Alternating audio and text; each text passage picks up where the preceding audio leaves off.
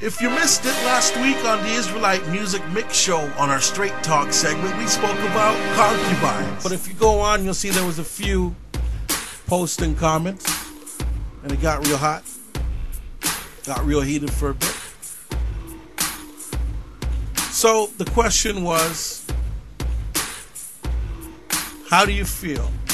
An Israelite man who has a wife, how do you feel about that same man going and having a concubine?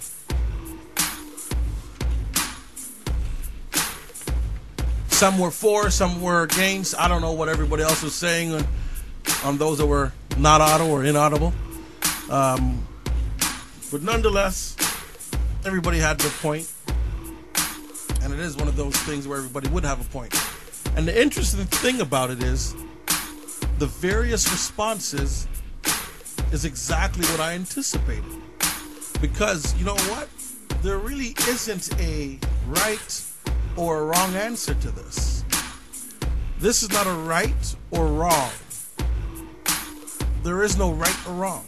And I'll tell you what I mean by that. When looking and analyzing situations, I look at it as this. A, does it break the law? If I'm going to be doing something, I look at it. Does it break the law? If it breaks the law, then I can't do it. In this situation, this isn't a law thing. Having a concubine or whatever, this isn't a law thing. There's no law written saying have multiple or have one. There's no law saying that. Have multiple or have one. The second thing is, in this scenario, capability. Let's say that you do go ahead and decide to have 5, 6, 7 wives like they do in West Africa. I'll tell you how they do it in West Africa. You can't have 5, 6 wives and one of them you buy a 56-inch flat screen and the other 4 you don't. You got to buy 4 more flat screens.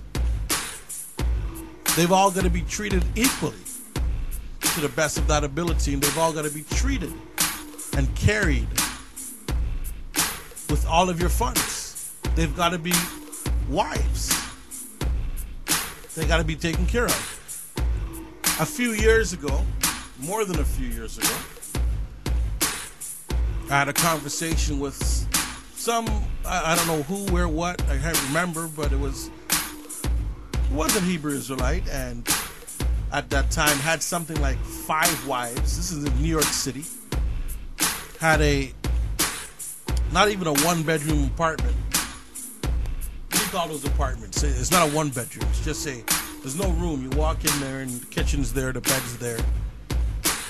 Bachelor. Got a bachelor pad. 5 wives in there.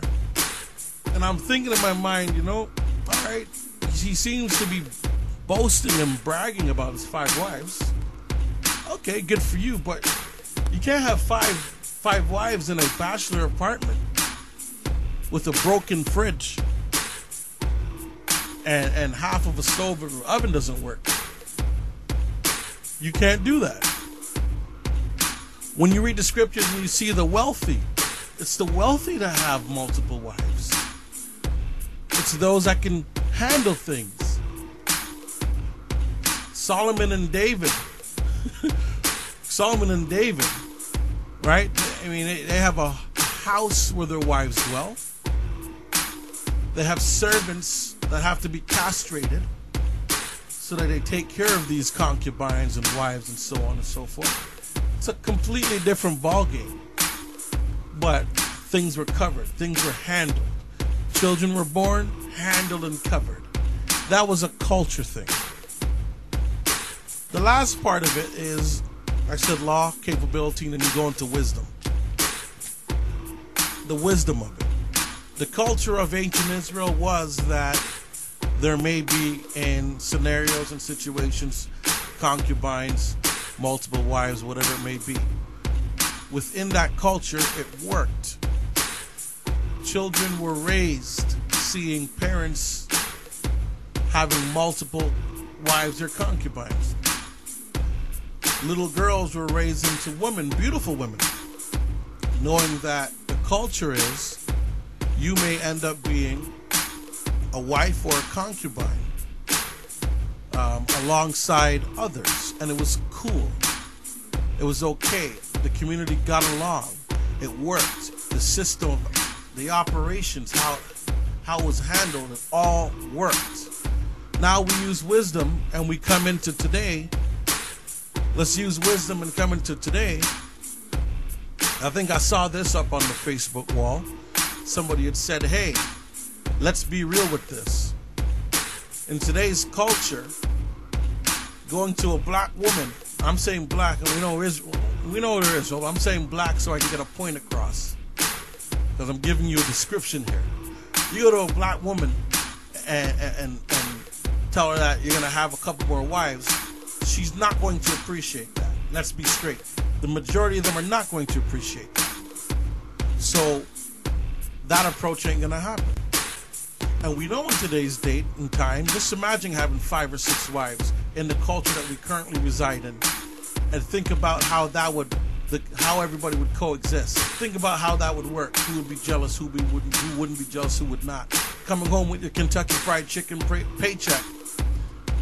Coming home with that, with your Taco Bell paycheck, with seven wives. So the wisdom of it is that going to be fully functional in today's time in this culture? That's something to think about it. Lastly, I don't know. I love my wife. I love my wife dearly. And I don't know if I want another wife. I don't know if I want a second wife or a third wife. I don't know, a concubine. I want 4 or 5 concubines. I don't know. Right? And we've kind of mixed the topic here with wives and concubines, because those are 2 different things, right? A concubine is more so of a girlfriend which you're cohabitating with, right? But it's not your wife. But I don't know. So that's just how I look at it. But no man can stand up and say this is the law, because it is not a law. It's a cultural aspect within our nation. And in applicable times it was different, and in these date and times we would have to look at it. If it's something that you could hold down, if it's something that your family would be functional with, and it can take place and everybody's happy, and it is the way that it should be, the way it's supposed to be, by all means go ahead and invite me to your wedding feast. If it's something which you're just doing for the sakes of, and it's not going to be fully operational and function appropriately, then that's a fine recipe for divorce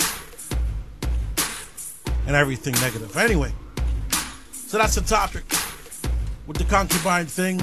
Love it, lump it, hate me, love me, whatever you want to do. I'm just speaking to you straight as it is, the truth.